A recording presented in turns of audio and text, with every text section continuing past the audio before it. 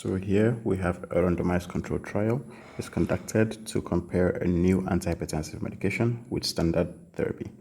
Participants are randomly assigned to either the new drug or standard treatment. During the study, 20% of the patients in the new drug group discontinue the medication due to side effects and switch to standard therapy, while 15% of the patients in the standard therapy group are non-adherent and take no medication. When analyzing outcomes, investigators include all participants in the groups to which they were originally randomized, regardless of adherence or crossover. Which of the following best describes the primary advantage of this method of analysis? All right, so here we see that the important part is that all the participants are analyzed in the groups that they were originally randomized to. So that's in spite of crossover or non-adherence or dropout. All right, so now we're talking about an intention to treat analysis. So intention to treat. All right. Now, this gives sort of like a real world application or real world look into how the treatment is going to go, because again, patients do stop taking a medication or switch medications and things like that. The advantage of this is it preserves that randomization, so it gets rid of selection bias.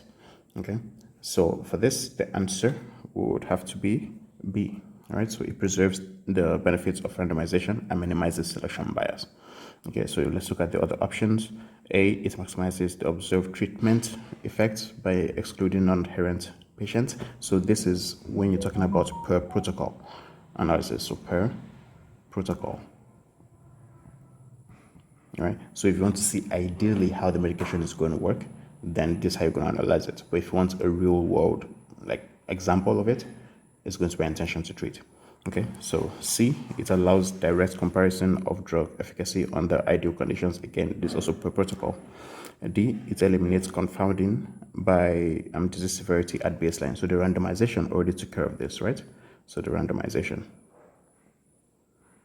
right? And by analyzing it with the intention to treat protocol, you're maintaining that randomization.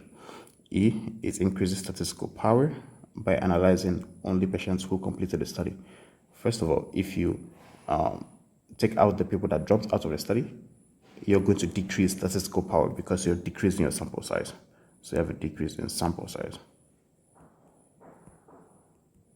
All right. Okay. Let's see you in the next one.